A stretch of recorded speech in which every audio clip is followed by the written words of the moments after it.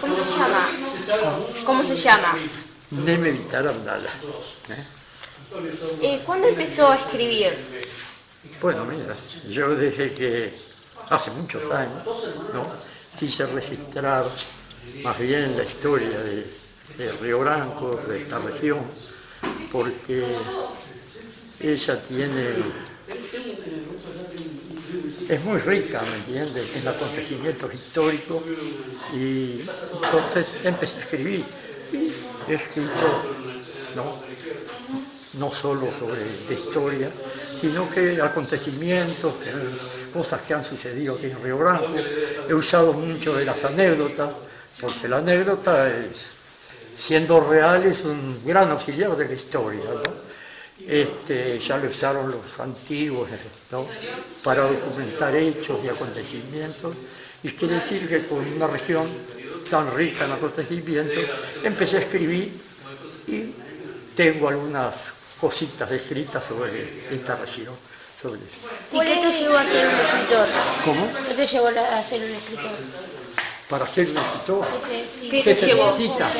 Y bueno, sí, tendría que tener inspiración, tendría que tener facilidad para escribir, tendría que leer mucho sobre escritores, ¿me entiendes?, sobre poetas y escritores. Ustedes van al liceo. Bueno, sí. En el liceo, yo fui profesor del liceo, fui uno de los profesores fundadores del liceo, qué bueno. Pero daba química. Ahora, ¿por qué me puse a escribir? Porque me interesó mucho cuando era niño. Yo aquí llegué a Río Branco, porque yo no nací aquí en Río Branco, yo nací en Melo, vine niño de escuela, cuando empezaron la construcción del puente, en el año 27, cuando empezaron la construcción del puente. Quiere decir que yo vi la construcción del puente, siendo niño de escuela, desfilé en la inauguración del mismo. Íbamos a la escuela 5, porque la escuela acá solo estaba la 18. Y veía hablar a las personas de edad sobre Villa de Artigas, que ellos habían nacido en Villa de Artigas, porque Río Branco, casi 60 años, se llamó Villa de Artigas. Fue el primer homenaje que se le realizó a Artigas después de su muerte. En el año 50, falleció el 23 de septiembre del año 50, y a los 3 años se le puso Villa de Artigas, en homenaje a la memoria. Fue el primer homenaje que le realizó a Artigas después de su muerte, con el nombre de Villa de Artigas acá. Entonces me interesó mucho la historia de Río Branco y empecé a estudiar y a leer, y eso me llevó a escribir sobre la historia. Como última pregunta, ¿usted reconoce esas imágenes? ¿Cómo no? Tengo mucho, les voy a vengan que les voy a explicar. Estas imágenes son de la construcción, muchas de la construcción del puente. Le llamaban los brasileños, era un martillo que le llamaban bate-estaca, y enterraba unas estacas de 10-12 metros de hormigón armado, que son las que sirven de base a los arcos del puente que están afuera. Esta es la parte izquierda, que va para Yaguarón, miramos hacia la izquierda, y acá había un muelle de madera donde salía el barco. Antes de la construcción del puente había un barco con 4 remeros que llevaban a los pasajeros a Yaguarón, cobraban un boleto y luego venían. Yo llegué a pasar en ese barco. Bien, quiere decir que este es el martillo eléctrico. Bueno, aquellas son las aduanas. Aquella maquinita que está allá es la que traía material de la Coronilla. Había una vía que traía, porque lo desembarcaban en barco, todo el material venía casi por barco. El río Yaguarón tenía un cauce muy profundo, y llegaba un barco. Yo quise traer ahora una fotografía del barco de pasajeros que llegaba a Yaguarón, y no lo veo acá. A ver, no está, qué lástima.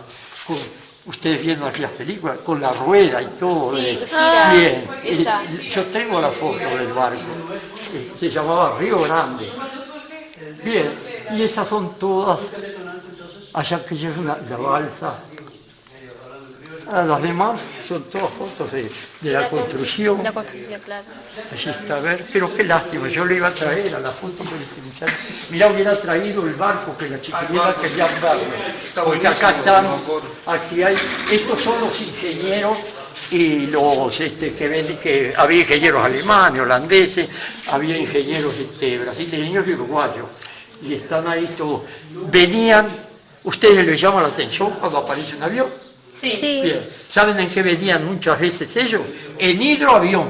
¿Saben lo que es un hidroavión? Que acuatizan el agua. Ah, claro. Venían y acuatizaban en hidroavión los ingenieros. Bueno, trabajaron más de 6.000 obreros en la construcción del puente, ¿no? Más de 6.000 obreros. Y acá, ustedes son todas, no aparece el barco, pero es muy interesante, ¿me entiendes? No, las demás son todas.